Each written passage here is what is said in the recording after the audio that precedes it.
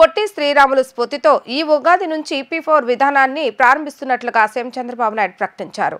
తెలుగు జాతి కోసం పొట్టి శ్రీరాములు ప్రాణత్యాగం చేసిన స్ఫూర్తితో ప్రతి ఒక్కరూ 10 మంది తెలుగు వారిని ఆర్థికంగా పైకి తీసుకురావాలని ఆయన పిలుపునిచ్చారు. అమరావతిలో 58 అడుగుల శ్రీ పొట్టి శ్రీరాములు విగ్రహాన్ని ఏర్పాటు చేస్తున్నామన్న సీఎం అమర్జీవి నివాసాన్ని మ్యూజియంగా తీర్చిదిద్దుతామని తెలిపారు. 12 నెలల 12 కార్యక్రమాలతో పొట్టి శ్రీరాములు 125వ జయంతి ఉత్సవాలను ఘనంగా నిర్వహిస్తున్నట్లుగా వెల్లడించారు.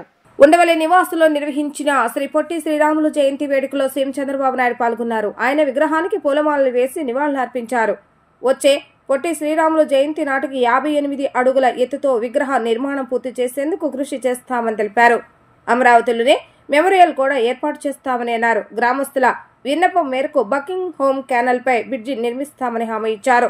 జనం కోసం, తెలుగు జాతి కోసం పొట్టి శ్రీరాములు బతికారని సీఎం కొనియాడారు. పొట్టి శ్రీరాములు చేసిన త్యాగ ఫలితమే భాషా ప్రాయుక్త రాష్ట్రాల ఏర్పాటుకు నాంది అని వారి సందర్భంగా గుర్తు చేశారు.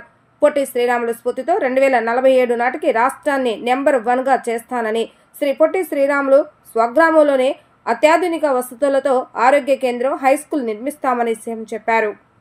మీరందరూ కూడా మీటింగ్లు పెట్టడం గానీ ఈ 1 ఇయర్ ఎక్కడికక్కడ ఆయన చేసిన త్యాగం, లేకపోతే ఏ విధంగా సఫర్ అయ్యాడు, జాతి కోసం ఏ విధంగా ఆత్మ బలిదానం చేసుకున్నారు, ఇవన్నీ కూడా లాస్ట్ మైల్లో కూడా ఈ రోజు చరిత్ర తెలియనటువంటి యువతకు మనం చెప్పాల్సిన బాధ్యత మన పైన ఉంది. ఆ విషయం మీరు గుర్తుపెట్టుకోవాల్సిన అవసరం ఉంది. కొంతమంది పుట్టినప్పుడు కూడా కొంచెం యాక్టివ్ గా ఉంటారు, కానీ మంచి చేసిన వ్యక్తులు రోజు రోజుకు వాళ్ళ పాపులారిటీ పెరుగుతా ఉంటుంది.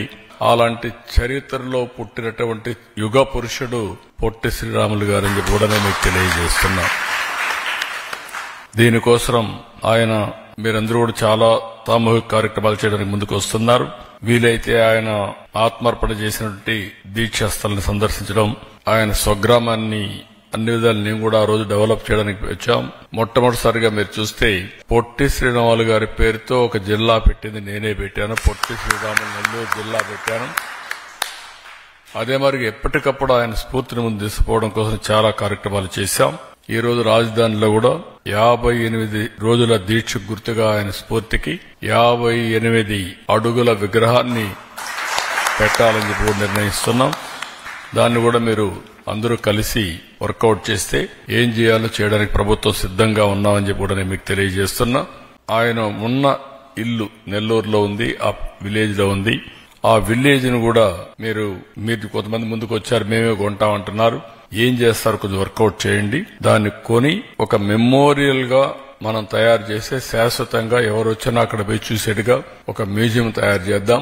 ఒకవేళ ఆయన వాడిన వస్తువులు గాని ఏవైతే ఆ యొక్క ఎవిడెన్స్ ఉన్నాయో అవన్నీ కూడా అక్కడ పెట్టి ప్రజలకు స్ఫూర్తినిచ్చే విధంగా ముందుకు పోతాం.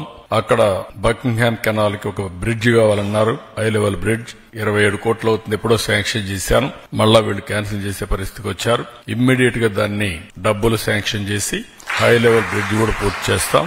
అదే మరి అక్కడ ఒక ప్రైమరీ హెల్త్ సెంటర్ కి ఆర్థిక సహాయం చేయమన్నారు. అది కూడా ఇమీడియట్ పెట్టి one of the best primary health centre అక్కడ కట్టిస్తాం.